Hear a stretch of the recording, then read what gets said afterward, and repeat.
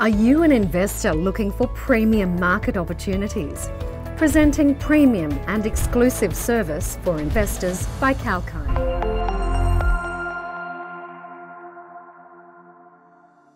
Hello, I have Serena Hobben. She's the Global Relations Manager from Study Queensland with us today. Thanks for being available, Serena. You're very welcome. Lovely to chat with you.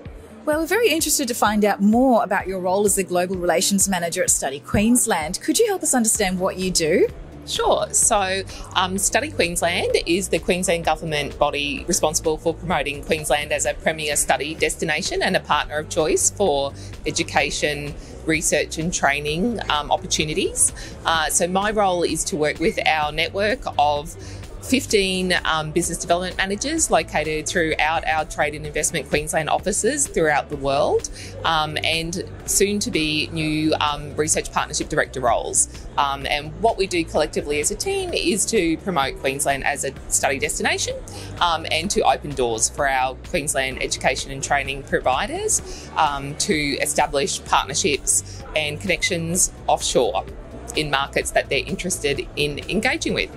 That sounds very interesting. So is that bilateral? So Australian students are going to India and Indian students are coming to Australia. Could you help us understand which industries are most in focus for this arrangement? Yes, so certainly India is a really important market for us to recruit students into Queensland, but as you suggest, it's also a fantastic market for our students to go offshore and experience an exchange, or to go and study in Indian institutions, or do a semester abroad. Certainly there has been huge growth in interest of Indian students studying in the STEM fields and in medical fields here in Australia and specifically in Queensland. Yes, and the other really important piece is the research collaboration. So as I mentioned, we're soon to employ, and in fact, the first research partnership director that we have employed at Study Queensland to work offshore is in India to help grow our particularly corporate partnerships with Indian corporates investing in R&D capability in Queensland. Sounds excellent. Sounds like a lot of traction's been gained there. So what was your main focus for attending today's conference? Yeah, it was definitely to attend the education session that we've just come out of, to hear what some of the very diverse panel members had to say about the future of education and the bilateral relationship between Australia and India. And particularly, we've had obviously a lot of really big change in the education sector over the last few years with COVID. A lot of introduction of new technologies in teaching, a lot more offline, virtual, hybrid teaching, and it's very interesting to hear from leaders in the field as to how that kind of technology will continue on into the future. So COVID, I think, as I've heard a lot of people say, we had to change very quickly as a sector because of COVID, but how can we use that experience to improve what we do moving forward?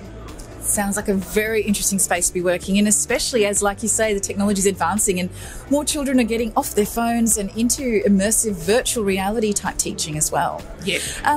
Also, can you just share with us some of the main barriers you're finding, or the main hurdles that people are having to overcome during these exchange programs, if there are any? Look, in terms of exchange, I think the cost and the time has been one that to be a barrier in the past, but again, that's where technology has opened up some really exciting opportunities for us, because there's been a real growth in virtual exchange. Obviously not as good as going in person somewhere, but it has meant that more students have been able to gain increased global experiences because of the use of technology. Because obviously doing a full semester or year abroad is a really costly exercise, but having a global experience that they can still have within their classroom, and that's not just uni students, that's right down to school students, obviously, and really important for school students because they're often too young and we wouldn't want them travelling a long time, potentially overseas from anywhere. So being able to have a global experience in their classroom through the use of technology has been amazing, and still achieves a lot of the aims of those types of experience, which cultural enrichment and all the great things that come with that. Very valuable experience, cultural exchanges. Do you find that language is a barrier or a problem at all?